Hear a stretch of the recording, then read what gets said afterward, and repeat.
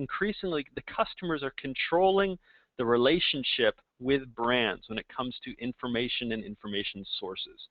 Customers are increasingly using information that they find themselves from more sources faster in order to make more informed decisions. So from Google's own study done with Shopper Science, they noted that there were 10.4 sources in an average purchase path. So a tremendous amount of content collection, information assessment, and decision-making going on the part of those customers. They're playing a much stronger role in determining how research is done, how they gain their awareness of different products, and then how they're choosing those different products.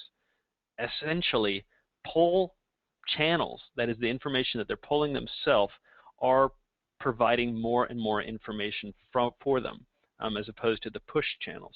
So if we start looking at this, I'll share some data that shows how consumers are making their decisions about particular products or services in relation to the different channels available to them. And I'll be sharing some EU and US data that we have, which is quite recent in terms of, in this instance specifically, we're looking at, for example, consumer electronics purchase. Broadly speaking, the data will be similar for other kinds of purchases. But in this instance, for example, what we find is online search, of course, perhaps the classic use case for pulling information through, playing a very strong role in terms of being the primary channel of discovery.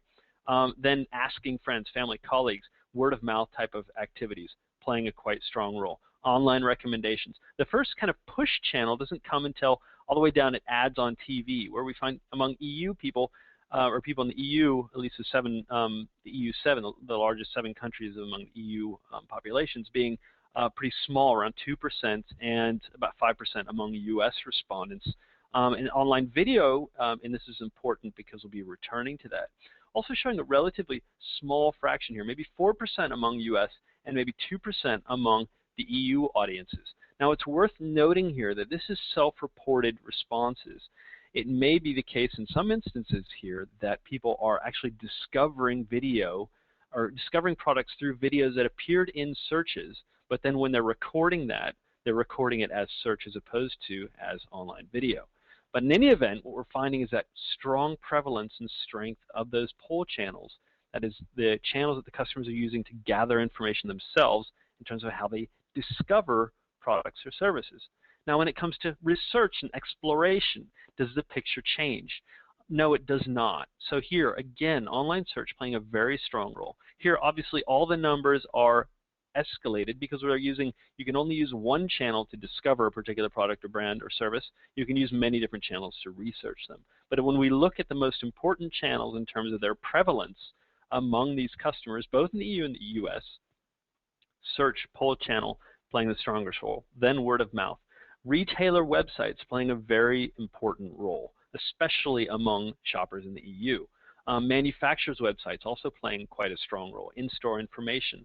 All of these research channels playing a strong role. Here, again, online video is playing a relatively small role, but I would argue probably in many instances here, the question is the context. Whether the person feels like, I imagine many people who would respond online videos here are feeling like they're seeing a YouTube video, where there may have been videos appearing within that retailer website or the manufacturer website or within an online search that they didn't then recognize or record as video, but rather were just saying that was part of my website experience.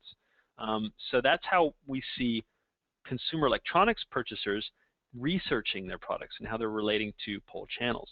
The last kind of activity is kind of interacting or engaging with brands or companies that you've already made a purchase from, so after making a purchase. So here we're just looking at US data. What ways are you interacting? Here, physical location plays the strongest role. They're going back to a store, for example, but online community forums and then video on the company's site, again, playing a pretty strong role. In any event, in all points of the customer life cycle, the customer's own preferences and decisions are playing the strongest role. So it behooves then for marketers to see the scenario where customers increasingly are making their choices based upon channels and experiences that they are seeking out and which they're seeking to drive.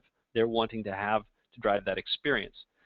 As a result, a conclusion from that comes to that helpful brands are earning their visibility by creating valuable experiences that these audiences then discover. So 3 kind of classic examples I can share. The Nike Plus app, for example, creating utility for runners around the Nike brand and using that to earn their visibility and their awareness in the heart of their audiences. A more interesting example from the Charmin brand, the Find a Public Restroom Locator. Here again, a very useful, again, mobile context, but they're able to earn their way into the visibility of those audiences by giving them a scenario in which they are providing utility and pulling those users through the channels that the consumer themselves is selecting. And then lastly, again, a great millennial example, Gatorade working with Pandora to create sponsored channels, specifically tailored to exercise. Here they were marketing these specifically for teenagers and trying to get an awareness for Gatorade among that difficult age group by programming channels. For example, a channel for warm-up and workout and cool-down. And especially cool in this instance is that each of those channels had a kind of beats per minute that is associated with that kind of activity. And in any event, these 3 cases, Nike, Charmin, and Gatorade, are all gaining their visibility with their key audiences by creating valuable experiences that those customers then seek out and seek to relate to on an ongoing basis, as opposed to trying to do marketing through the traditional push channels. So this is how we're seeing customers changing behavior in terms of their purchase behaviors, their media relationships. That is how they relate to media. So if that's how we see things changing in terms of the customers, what is then the response on the part of marketers? And here, based upon our own research into interactive video and also into marketing channels, what we find is a pretty interesting example of how interactive video can play a pretty strong role in terms of marketer strategies. So first and foremost, how are marketers responding? Well, the trend is a reduction of budgets in traditional types of marketing, traditional advertising, and moving those budgets over to online promotion, and increasingly, more specifically, examples like owned video. So from our own study, just over a year ago, we asked a number of about 100 consumer marketers how their budgets were going to be changing in the coming year. 63% of them said we're going to be decreasing spending on traditional advertising to fund more online promotion. And that was the largest trend we saw among those respondents relating to their budgets. So in the big picture here, taking dollars away from traditional advertising channels, putting more dollars into the online channels. And examples like this cropping up more and more often. From Advertising Age, late last year, with an example like a consumer brand like Fanta pouring a 7-figure sum into a campaign aimed at teens involving producing Vine videos. We're seeing more and more examples of these where those large traditional ad budgets are going over to more online or native online experiences to drive the same kinds of results. So that online is increasingly important, and video is playing an increasingly strong role in terms of that online engagement. And this is what we're seeing in terms of our forecasts, in terms of what channels marketers are using. So here we're looking at an online display advertising revenue by platform, where we're seeing, for example, video projected to play a large and increasingly dominant role in terms of that advertising spend. So you can see from 2014 to 2019, that's basically tripling, while, for example, rich media examples or static banner ads are either decreasing or remaining relatively constant. So what we see is online is very important, and video playing an increasingly strong role in terms of how marketers are going to be responding to the challenge that's facing them right now. And among these, of course, one of the bigger reasons is as I'd shared earlier, the millennials' response to online interaction, online engagement. We say that this is really a digital video native generation. And we can see this in terms of some of the new heroes that they're propping up. We're finding more and more of them come from, for example, YouTube video bloggers, generating a level of celebrity and awareness among that generation that is remarkable and unprecedented. For example, the PewDiePie video game commentator, he's got 26 million plus subscribers and a remarkable growth in terms of his awareness. And we see a number of these different types of video blogging celebrities crop up. And it's just an example of how this audience is grabbing and adopting this kind of relationship. What we find among them, again, this is a reinforcing type of stat that comes from that millennial audience, is their relationship between mobile and video. So as we see video growing in importance, we also find the role of mobile as the interaction point for that video consumption growing. So this is from a Kleiner Perkins presentation about to what degree the mobile was the share of online video consumption. We can see over a 2-year period stretching from around mid to late 2011 to later in 2013, the mobile share of overall online video plays growing from 2% to about 18%, projecting that forward into 2014, probably increasing again up to probably a quarter at least of views. And looking just in terms of video time, again, more time being spent over just the past few months, growing from around 12% of overall online video time to just over 20%, around 22% of online video time, and that taking place just over the course of a year. So what we're seeing here is that mobile is increasingly a crucial part of that video interaction and experience, largely driven by that millennial and Generation Z that's adopted and using their smartphones in such advanced behaviors in terms of streaming, for example, and video viewing.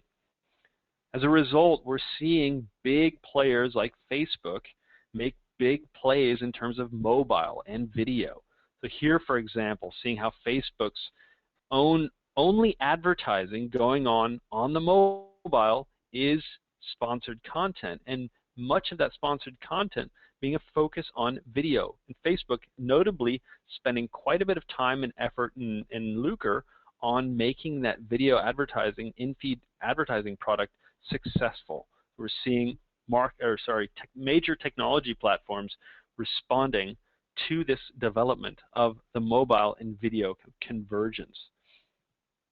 What we're going to quickly find, this is a prediction on our part, is that right now it's a question of access. That is the ability to access video from the mobile phone.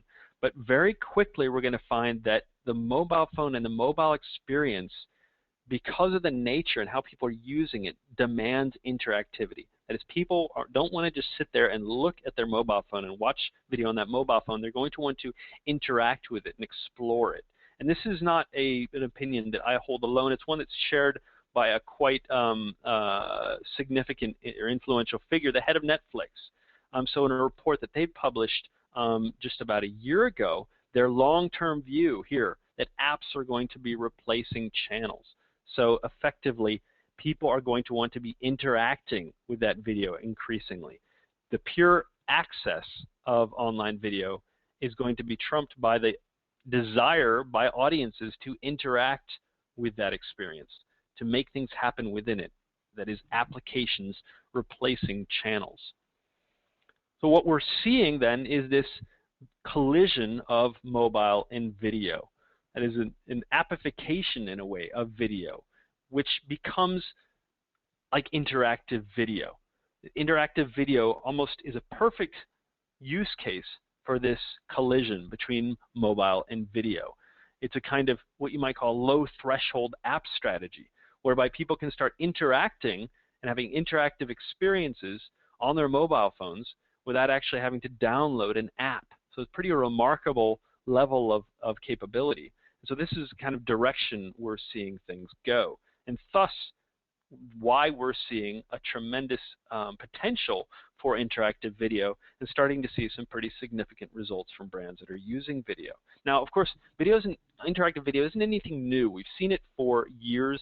I think one of the most noticeable examples that many would have seen was the Tipex Hunter Shoots a Bear example from years ago. I think this was about 5 years ago now. Can't imagine that, but 5 years ago Tipex did this, where the person could make different selections within YouTube. And Tipex, of course, seeing pretty significant results from this. Now, obviously, interactive video was even around before then, but given the trends that I've shown earlier, what we're seeing is a real growth, rapid growth of this in terms of its adoption and its application, and the reason why being these use cases for mobile and video. So what are some of the benefits? So some of the classic benefits we found in talking to marketers that they were seeing from interactive video. First of all, is the maximization of discovery. In many instances, interactive videos give you the opportunity to create specific landing pages or specific experiences that people could, or URLs that people could go to within the video. So giving many opportunities for people to find these. Further, it's providing depth or an opportunity to explore at the point of discovery. So once people explore it, or discover it, sorry, they have the opportunity to then dive into it and pull apart experiences and discover more and actually learn more while they're there. Of course, interactive video supports multiple calls to action, so allowing people to respond to many different kinds of calls, many different kinds of requests, depending upon where they're at. In many instances in marketing, we don't know exactly who we're talking to every time we're talking to them. So we have an opportunity to address many different types of audiences at many different phases of the customer life cycle with interactive video. Further, as I'd mentioned, we have this mobile app-like functionality without even having the app download. So in essence, we're able to offer some pretty rich functionality without having to go through the process of getting them to download the app. Then obviously, as people are making selections within the interactive video experience, we're getting this kind of data exhaust, which suggests that it isn't valuable, but there's a tremendous amount of value coming out of each of those choices. As we see people make selections, we're gaining valuable insight that helps us design downstream interactions with that audience. And I'll go further into detail in that in the last section of the talk. We're seeing higher completion rates from interactive video as people like the experience and opportunities to select what they're after. It also allows us to repurpose existing assets, as we find many marketers having spent quite a bit of time and effort and money on marketing assets, digital marketing assets that they don't have the opportunity to market or put in front of their audiences in very useful context. So this is providing them with a very compelling opportunity to get that content in front of their audiences. One thing we did find was a pretty dramatic uptick in terms of click-through rates on interactive video. So traditional video versus interactive video, seeing it increase by about 1,000% in terms of those click-through rates. Pretty remarkable difference. So interesting examples of interactive video being done is, for example, the Maybelline's Big Eyes Beauty Adventure included multiple calls to action for each product as those customers were going into the experience and selecting different looks and able to then customize it for themselves. Obviously creating a lot of value and benefit for Maybelline as they're creating that valuable customer-driven experience. So interactive video is playing, we're finding, a pretty remarkable role in terms of the development of the space in digital media. So how can you use these insights from interactive video to enrich your customer relationships? One thing that we find in our research, especially when we're talking to content marketing, is it gives you the ability to tune content against behavior. So each time someone, an audience, a prospect, encounters a piece of content or an interactive experience, they're making decisions and selections, they're clicking on particular things and not other things. The idea is that we should be using that as input in order to improve future experiences and future content that we're sharing. So at the instance interaction point A, they're making a selection. Some gears turn, we understand what they're interested in, thus B can be a more informed experience. Again, they're having selections, they're selecting things that they like and allowing us then to further iterate and provide even a better experience at point C with the purpose of driving valuable relationships, sales, for example. We call this content audience tuning at Forrester, and allowing us in applying this data to the path to purchase. For example, tuning our content against a profile, against specific topics that they show interest in their history with us as customers, preferences that they express, and specific marketing priorities allow us to create very specific experiences that are really unique. Interactive video being one example where we're pulling in data that can then help inform those downstream activities. I'm going to share one example of a brand doing just this kind of behavior, gathering insights and then using them to help feed marketers. So here, McCormick, the US spice brand, they created an app or a function called the Flavor Print, whereby they allowed people to go through a 20-question quiz about what kinds of foods they like, and as a result of that, they created this interactive, dynamic flavor print profile. And what was a remarkable thing about this is once they created it for you, they could then give you recipe recommendations because they recognize that you like salty and chocolatey things, for example. And asking you then for your to sign up, to enter your personal identification information, and after that, then they have a relationship with you. They can communicate with you on a personalized basis and based upon your specific interests and needs. And McCormick was able to see some quite significant customer engagement results as a result of this effort to create a really customized and interactive experience for their customers. So recommendations. Given all of this, what do you do now? How do you relate to this? First of all, drive a script when you're developing an idea for interactive video from the customer's context and needs. Let their best interest drive the decisions, the design decisions that you make in terms of that interactive video. Unleash your creativity. This really gives an opportunity to tell nonlinear stories, so really richer stories that can go in different directions based upon customers' own interests. So an opportunity really to do some remarkable, interesting, creative work that, for example, we're not as able to do within more linear experiences. We say to collaborate across teams to deliver interactive video as a microsite or as an app, to see this as that kind of interactive experience and think about it in that kind of context. And lastly, tailoring the interactivity to the various video publisher capabilities. So many of the different video publishers will give marketers and creators of video content different opportunities or capabilities within their platforms. Here's your opportunity to see where the specific platform has special advantages and opportunities, and then tailoring your experience after that. So these are recommendations that we have found based upon our research. So that is my portion of the presentation. I'll thank you very much. I'll remain on the call and happy to join Erika after her presentation to take any questions coming from my piece or questions to interactive video. Erika? Great.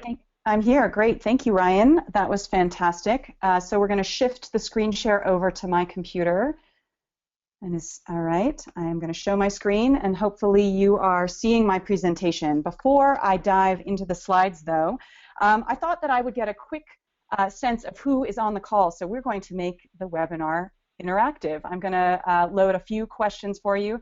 You guys can have a couple of seconds to answer these poll questions. So the first one is, where does your role fit within your organization? Business and marketing, creative production, technical, or other? Couple more seconds. I'm going to shut it down now. Share the results with you.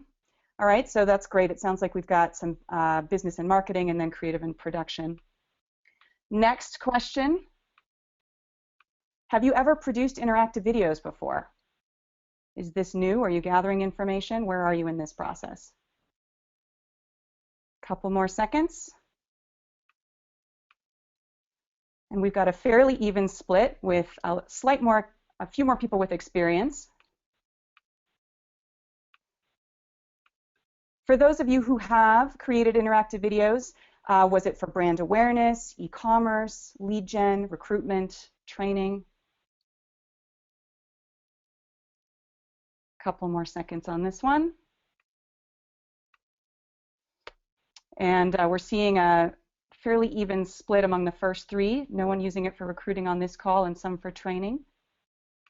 Last one, and then we'll get into the slides. So if you haven't created an interactive video, how would you be most likely to use it? How are you considering using it? A few more seconds here.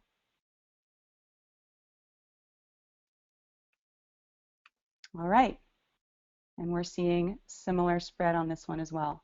All right, well, thank you so much for participating in the poll. I'm going to go into the slides now. So my goal here is to build off of Ryan's presentation and the research that Forrester has done and share what we at Rapt Media are seeing, what's working to help brands earn their visibility by creating really customer-driven experiences through interactive video. So to get to that, I'm going to cover these 6 topics. To give you some context, I'll give you a quick company overview. Then I'm going to go right into a case study. This is our Philips case study.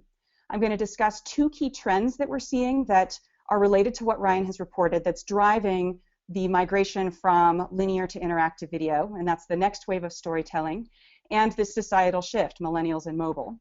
I'm also going to go into some suggestions, how to transition from linear to interactive, and I'll wrap up with just a quick summary of Rapt Media's technology.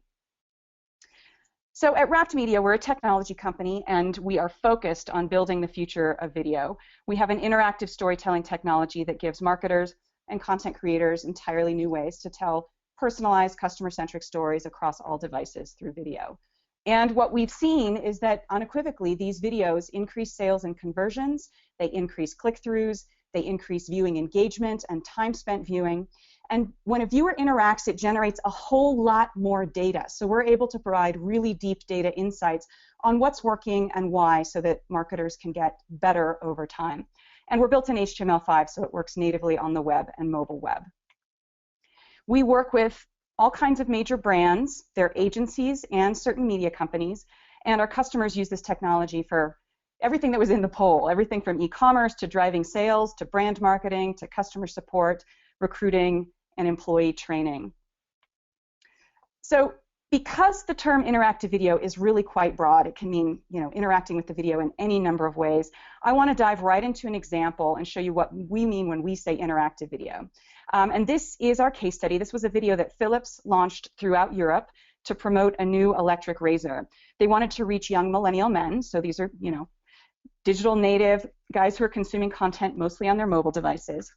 And I am going to brave a live video here via webinar. So if you've got slow Wi-Fi, it could be a bit choppy, and I apologize in advance. We will send the link out for the live experience for you to play with afterwards. There is no audio. We wanted to simplify that, so I'll just talk you through it. Okay. So hopefully this video is playing for you now, and what's happening is the guy is waking up, looking in the mirror, shaving, and realizing he's covered in lipstick, and he says something like, "What a night. Help me remember. I know it started with shaving, but which style?" And you should see 6 buttons appearing at the bottom of the screen. So these are the different beard styles that you could experiment with. We're going to click on one. We clicked pretty quickly on the guy with the goatee, and it takes you back to the night before. So what happens as he chooses his beard style for the crazy night? And you can see these little dots along the timeline at the bottom indicate chapters. It goes through 5 different chapters where you can select different styles and change what happens in the story throughout the evening. So this is the kind of interactivity that we're talking about, where a viewer can change what happens in the video and personalize their experience. And what you could see there, clearly you could interact with the video to change what happens with the video. You can also interact with the website to change what happens in the video, and I didn't get a chance to show that, but there can be this 2-way communication where interacting with the video changes the website, or interacting with the website changes the video. So moving on to the results slide, 65% of their viewers watched this video on iPhone or Android devices. They saw an average mobile viewing time of over 4 minutes. That's a really strong number for a branded experience. The average viewer interacted 3 to 4 times. Philips saw an increase in purchase consideration of 6%, and they sold 16% more razors as a direct result of the campaign. So I have mentioned data. They got really unprecedented data insights. Because we track and record all of that viewer interaction, we were able to show them which beard choices were popular by region, which characters were most engaging. There was one character in particular who wasn't a favorite first choice, but if someone clicked on him once, they stayed with him forever, like 10 minutes. So they were seeing which content was really resonating. We also integrated with their existing analytics, so we could see where the viewers were coming in from, which referral sources, were coming into the video, and then how the viewers were interacting with the video and where they went afterwards. So by completing that picture, we could show which referral sources were bringing the highest value viewers who were most engaged, who were then most likely to go on and complete a purchase. And it was an award winner, Effie's and Mashies, so that was great icing on the cake. So why was this effective? Here's what the global digital manager at Philips had to say. Engaging and interacting with consumers is paramount when it comes to video, and a big component of this interactivity is meeting the demands of an increasingly mobile consumer. So clearly, a lot of what we've talked about already today. Rapt Media has made it possible for us to share product features with our customers in a completely new way. So what Willem here has identified is actually two key trends that we're seeing that's driving the shift from linear to interactive video. The first is that technology is driving a new wave of storytelling, and the second is that we're in the midst of this societal shift that's driven by the rise of the millennials. So technology driving a new wave of storytelling. This is obviously nothing new. Technology has influenced the way we tell stories from, paint on rock through moving pictures and now the mobile web. So if you think about the internet, if you think back to the 90s, the internet introduced us to a new way to sort and navigate information. They called it the information superhighway at that time. And we had search, and we had menus, and we had links, and that got us thinking about how to communicate in a networked, interconnected way. Speed of information changed the landscape. Then the mobile web took hold and put that core functionality of the internet into our hands, really drove our expectation for an intuitive, human-friendly interface. We now all expect to quickly and easily navigate to what is specifically relevant to us. And if you apply that expectation to video, as is happening, you get something pretty different than traditional linear video, which was one-size-fits-all, one-way communication. And what Philips has done really successfully here is apply that web-like functionality to their video storytelling. So this trend is really about bringing web functionality to video. It's about putting control into the hands of the viewer. In web speak, we might call this increasing user relevance. And by making the video more relevant, you provide value for your viewer, which increases their engagement. Okay, so to go a bit deeper, why is the next wave of storytelling really catching on? This gets into the second major trend that we're seeing, and that's that we are in the midst of a societal shift driven by the rise of the millennials. And in fact, this shift is what we see is taking the use of interactive video from a tactical decision really to a strategic one. So let me explain. I have had numerous conversations with brand managers at really well-known top brands who are up nights because connecting with millennials is just a different deal than connecting with other generations. The rules of engagement have changed, and it can be a struggle. So you can't blame them for worrying because they account for 30% of the population. Millennials are a third of the population. This is a generation that lives in the digital world. They have grown up with instant access to basically infinite information. They're video gamers. And studies have shown that the pleasure of playing video games, it's not about violence, it's not about tallying headshots, it's really about exercising decision-making, choice, and consequences. They are notorious skeptics. They have no reason to believe in loyalty for loyalty's sake. They've seen the economy fall out from underneath them. Politicians have lied. Corporations do unethical things. So you pair that skepticism with their easy access to information, and they don't just sit back and receive a brand message passively. That doesn't work for them. But at the same time, they are incredibly idealistic. They want authentic, real relationships where they can contribute and where they're part of the story. Remember, they had helicopter parents, so that makes sense. They want brands that tap into their interests and speak to them as individuals, and that's a tall order.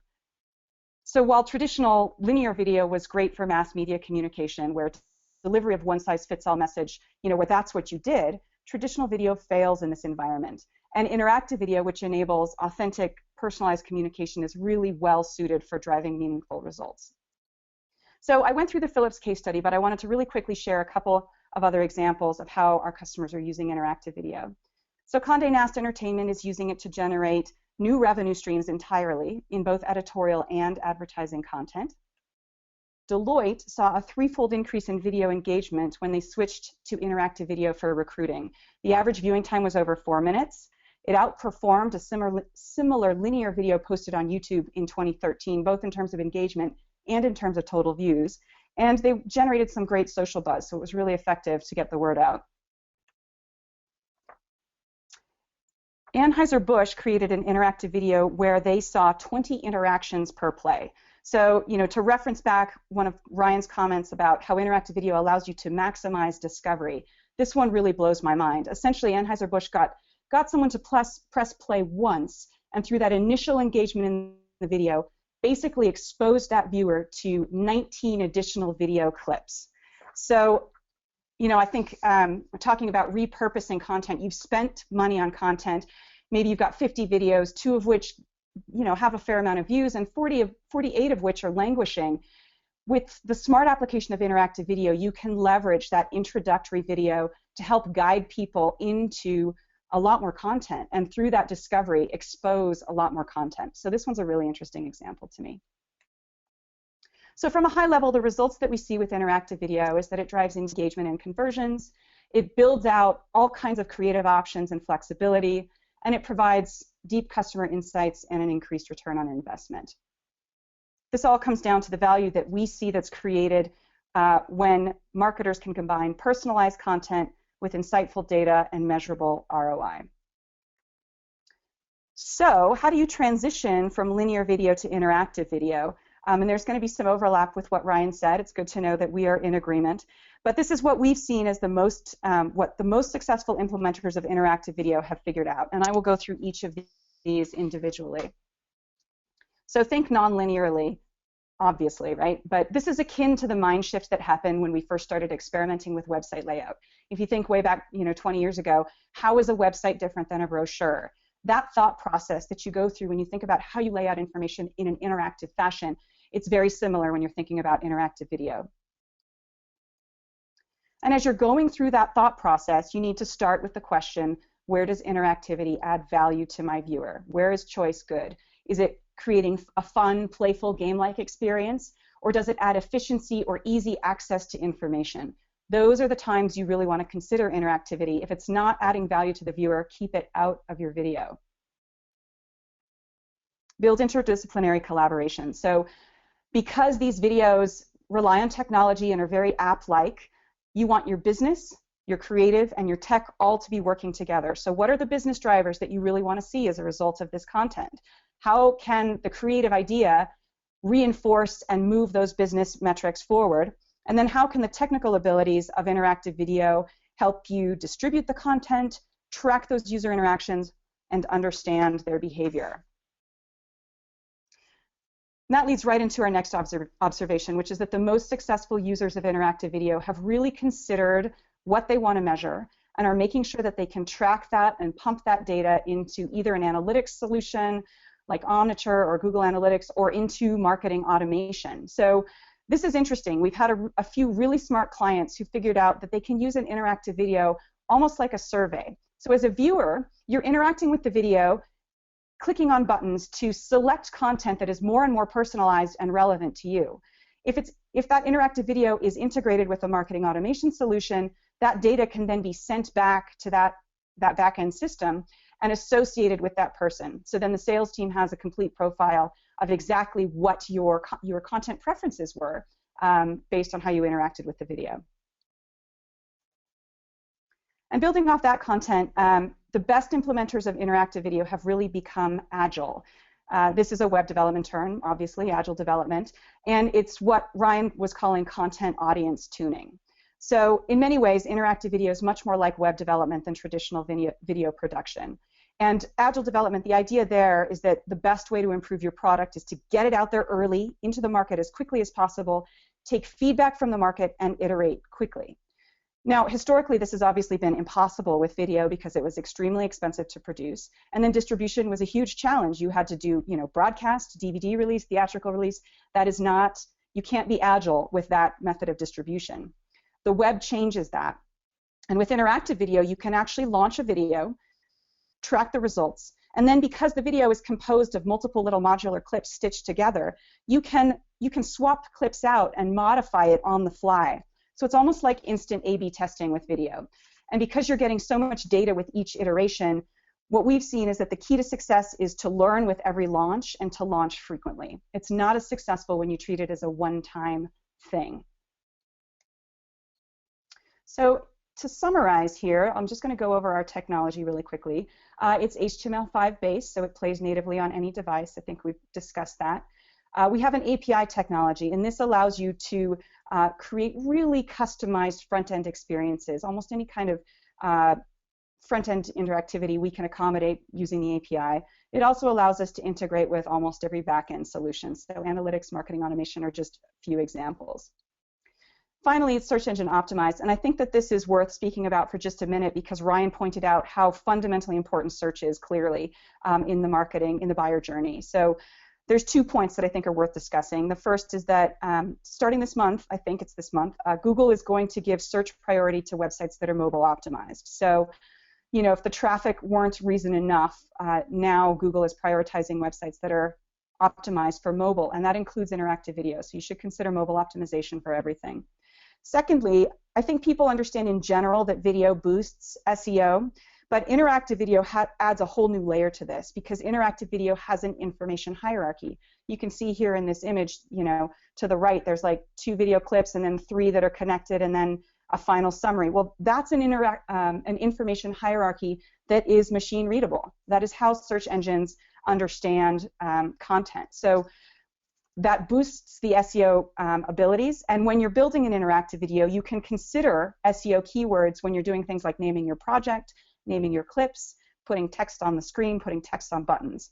So there's a strong benefit for search engine optimization. So that is it for the content, but before I launch into Q&A, which I'm going to hand over to Lauren to take care of that, I have one last poll question for you guys if you want to participate. As we're planning our next webinar, which subject would be most interesting to you?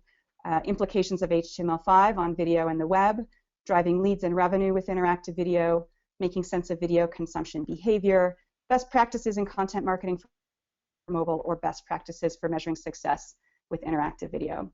We'll give that a few more seconds just because it's a long one, but I'm going to turn it over to Lauren now. Great, thank you, Ryan. Thank you, Erika. We have about 5 minutes left for questions, so let's jump right in. One of the first questions coming in is, what would it cost my company to create an interactive video? I think that's best for you to answer, Erika. Sure. So there's clearly the production costs that are associated with producing an interactive video, and those would be separate from the technology costs. So production, I think people probably on this call are well aware that that can range really widely depending on who you hire and what you need. And if there are specific questions around that, I'm happy to have a conversation one-on-one. So the Rapt Media platform, from an enterprise perspective, it starts at about $12,000 per year for the white labeled enterprise use, and it can go up from there depending on which features are required. Okay, great. We have another question coming in from Anthony. How do you manage clients who are resistant to proprietary video players versus the traditional YouTube Vimeo platforms? So I think that comes down to the business advantages. First of all, many interactive, I can speak about the Rapt Media technology, and maybe Ryan, I don't know if you have research on this, but the Rapt Media technology, we are able to, there's a couple of reasons that customers will typically want to use their own players, and one is because they're getting data out of that player and they don't want to lose that data. So Rapt solves this in a couple of ways. We can pull other players into the interactive wrapper so that that data that they're getting from their YouTube or their Vimeo platform is still being recorded. We can integrate with CDNs that do that. I think that the reality is that the business benefits that the interactivity provides typically outweigh the reticence to shift players, because our experience is typically that they want the players either because there's a workflow question, so making sure the workflow is easy, or because they want the data, and both of those are solvable. I don't know, Ryan, if you had anything to add in that. Yeah, I don't have any. We don't have any specific research that speaks to that. I mean, in general, what we find is that using kind of YouTube or Vimeo or one of the kind of communities where you can upload videos, oftentimes, and it can be best seen almost as part of a community play and a social play, where, for example, offering valuable content on your own website is oftentimes an experience you want to maybe have more control over, and thus, as I pointed out, like for example, retailer websites play a pretty strong role in terms of how people are researching, and offering a very specific experience that you can design and manage calls to action within and steps within on your own site would kind of lend itself towards thinking about proprietary video players as opposed to trying to use a more community-based platform to do that. And Ryan, actually, that you bring up a couple of really good points there, which is that we see that YouTube and Vimeo are great for discovery. They're great search engines, you know. So at the top of the funnel, they're really strong there. There is an SEO cost to using someone else's player, specifically YouTube. We've seen cases where, you know, a company, the YouTube video will outrank the actual company for certain content. So you want to make sure that you're using YouTube for what it's really great at, which is the top of the funnel, huge audience. And then once people are a little bit further into the buyer's journey, that you're having that one-on-one experience with them on their site. So that's another thing that we've seen. Okay, so we have time for one more question, and that is, this could be answered by Ryan and Erika. Why use a platform versus custom development to create my interactive video? Well, I can certainly start. The reason that we built the platform is because custom development was extremely difficult, extremely time-consuming, and extremely expensive. So when, you know, I think it's probably everyone on this call wants the video to work regardless of what device you're on, because that's the expectation from consumers today. And if you look at the mobile landscape, there's not a, you know, Android is the most popular mobile operating system in the world, and yet last time I looked at the data, I don't think there was a single combination of Android hardware and software that accounted for more than 1% of the market. So that's incredibly fragmented. And iPhone, we actually had to invent a codec so that it would work natively on the iPhone. Those are incredibly challenging technical problems. So we're focused on making sure interactive video plays seamlessly across all devices. We handle the browser updates, and we run all that backend stuff so that that's, you know, so that if the web goes down at 2 in the morning, someone is there building it and fixing it and making sure it works across all devices. Yeah, that's that classic story of kind of develop the app in-house versus use software as a service to do it. Is, you know, for many businesses, they've very quickly found out that trying to stay on top of, you know, the issues that you mentioned there, as well as all the issues that you can run into with app development, would quickly become cost prohibitive, and it made sense to kind of start working with somebody who could kind of devote all their time and effort towards that particular piece. I don't know if it's like an instance of where you're just going to be doing like one video ever or something of that nature, then maybe a platform wouldn't make sense. I don't know, but if you're going to be doing, you know, some interactive videos, then it sounds like there's a lot of kind of specific benefits to thinking about partnering with someone who does it specifically all the time and thinks about all those kind of issues that crop up with respect to video and mobile and these use cases. Thanks, Ryan. So that'll conclude the webinar, but if you have any more questions, you can send them to info@raptmedia.com, and you can also go onto our website, seen here, and sign up for a free trial and create your first free interactive video. So thanks, everyone, and have a great day.